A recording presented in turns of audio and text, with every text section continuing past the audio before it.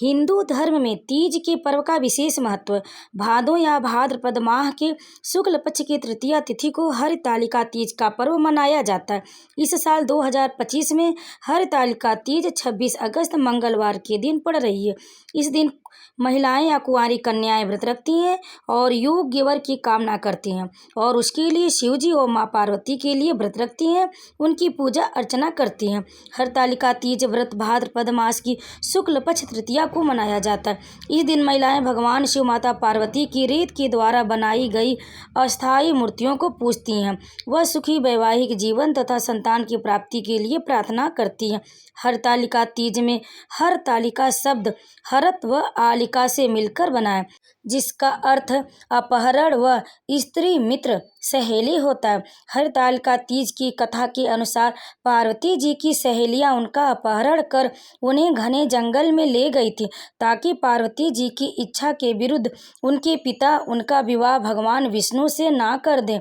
तो इस तरह से सखी के ले जाने के कारण ही इस तीज का नाम हरितालिका पड़ गया। हरतालिका पूजा के लिए सुबह का समय उचित माना गया।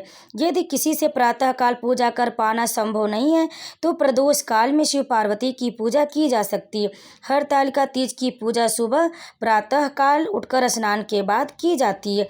हरतालिका तीज की पूजा सुबह के समय की जाती है। इस दिन 2025 में पूजा का शुभ मुहूर्त होगा प्रातःकाल 5:56 से लेकर 8:31 तक, जिसकी अवधि कुल 2 घंटे 35 मिनट तक रहेगी। और शाम के समय पूजा का शुभ मुहूर्त होगा 25 अगस्त को दोपहर 12:34 से लेकर शुरू होगा 26 अगस्त को दोपहर 1:54 तक। तो इस तरह से भक्तों इस साल हरतालिका तीज का व्रत 26 अगस्त मंगलवार को रखा जाएगा। हिंदू पंचांग के अनुसार तृतीया तिथि 25 तारीख को दोपहर में 12:35 से शुरू हो जाएगी और इसका समापन अगले दिन 26 तारीख को दोपहर में 1:55 पर समाप्त होगा। तृतीया तिथि उदय काल में 26 अगस्त को पड़ने के चलते हरतालिका तीज का व्रत इसी दिन रखा जाएगा। हरतालिका तीज की व्रत की पूजा विधि। व्रत रखने वाली महिलाओं को इस दिन सुबह जल्दी उठकर स्नान आदि कर लेना चाहिए। इसके बाद साफ वस्त्र धारण करके 16 श्रृंगार करके मिट्टी से भगवान शिव, देवी पार्वती और गणेश जी की प्रतिमा बनाएं। अब इन्हें चौकी पर वस्त्र बिछाकर स्थापित करें। इसके बाद पहले भगवान गणेश को तिलक लगाएं और दुर्वा अर्पित करें। अब विधि विधान से गणेश जी की पूजा करें और फिर माता पार्वती को श्रृंगार का सामान और शिव जी को बेलपत्र अर्पित करें। साथ ही उन्हें वस्त्र, मिष्ठान आदि भी चढ़ाएं और हरतालिका तीज व्रत कथा का पाठ करें। आखिरी में भगवान गणेश की आरती करें, फिर शिव और माता पार्वती की आरती करें। साथ ही हरतालिका तीज व्रत के दिन शाम के समय भी विधि विधान से पूजा और आरती जरूर करें। यह व्रत भगवान शिव और माता पार्वती के मिलन का प्रतीक है। अखंड सौभाग्य की प्राप्ति के साथ ही सुख और सौभाग्य की कामना से महिलाएं यह व्रत करती हैं। इस दिन विधिवत पूजन सामग्री के साथ माता पार्वती को सुहाग की चीजें अर्पित की जाती हैं ताकि उनका आशीर्वाद बना रहे।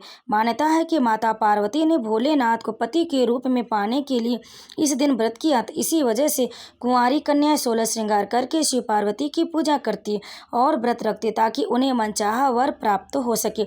वहीं विवाहित महिला अखंड सुहाग के लिए यह व्रत करती हैं। तो आइए जानते हैं इस दिन पूजा के लिए क्या चीजें होनी आवश्यक है, कैसे करनी चाहिए शिव पार्वती की पूजा। 16 श्रृंगार की सामग्री। सबसे पहले वैवाहिक जीवन में मधुरता और अखंड सुहाग की कामना करते हुए पूजा में चूड़ी, बिंदी, सिंदूर, मेहंदी आदि 16 श्रृंगार की वस्तुएं माता पार्वती को चढ़ाएं, अर्पित करें। इसके बाद नारियल, फल, मिठाई और पंचमेवा का भोग लगाएं। उसके बाद थाली, पूजा की थाली में सामान आप क्या रख सकते हैं। पूजा थाली को सजाकर गाय के घी या तिल के तेल का दीपक जलाएं। थाली में आप 16 श्रृंगार की सामग्री रखें, भगवान शिव के लिए पूजा की आवश्यक सामग्री रखें, दीपक जलाएं और उसके बाद बेलपत्र रखें, फूल रखें। आप साड़ी भी अगर चढ़ा रहे तो साड़ी भी रखें। जिस प्रकार से आपके घर में जिस नियम से होता जो चढ़ाया जाता है, फल, मिष्ठान सब कुछ आप थाली में सजा कर रख लें। फिर उसके बाद भगवान शिव, माता पार्वती, गणेश भगवान की विधिवत पूजा करें।